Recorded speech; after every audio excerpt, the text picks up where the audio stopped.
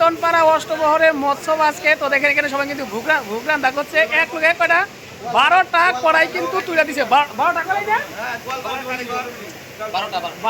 12টা করে তুলেছে। তো যার যার মতন সবাই কাজ করতেছে। তো ওইখানে দেখে সবজি কাটাছে এখানে। তো এখানে ভুগরান দা হচ্ছে এখানে। তো রাত্রে আপনাদের দেখে দেখাবো কত ভক্ত আমাদের এখানে প্রসাদ নেওয়ার জন্য আসে।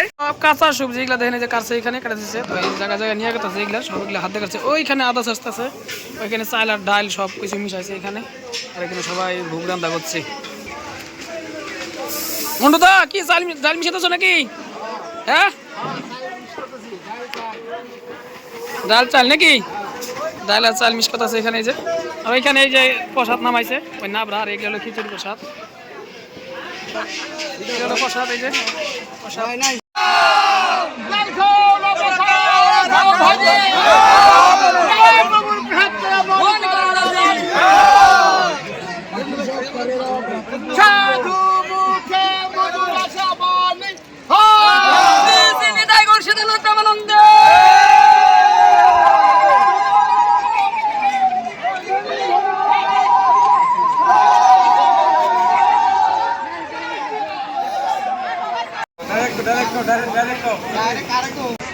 ভাই ভাত বানিয়েছো নাকি? আচ্ছা ঠিক আছে দাও দাও দাও। হ্যাঁ হ্যাঁ হ্যাঁ দাও পূর্ণ করতে লাগে। কি কয় কি কয় কি কয় এত সাত কে নাকি? রাধা গোবিন্দ প্রেমানন্দ।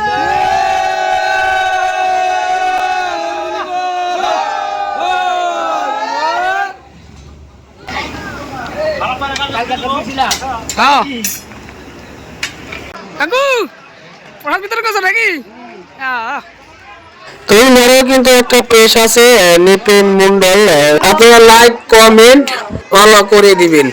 এখানে দিয়ে আছে পেজটা। ওইখানে আসলাম দেখছি আপনি যখন আসলেন। আমি ওই জায়গায় দাঁড়িয়ে আসলাম যখন আপনি আসলেন।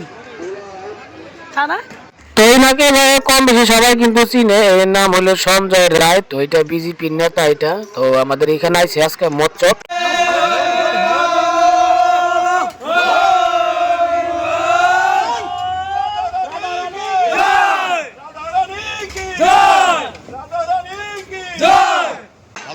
এই মহাপ্রভুর প্রসাদ সবার ভাগ্যে কিন্তু হয় না।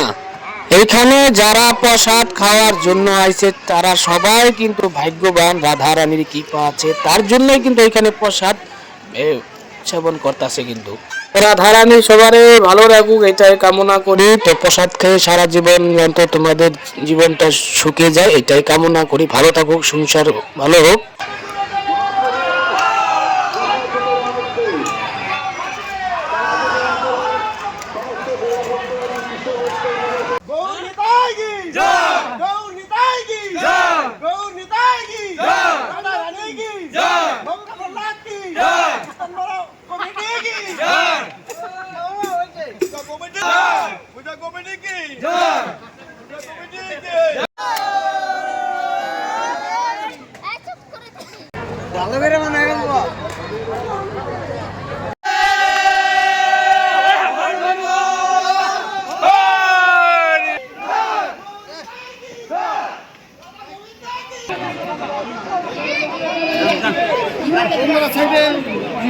মানুষই নাই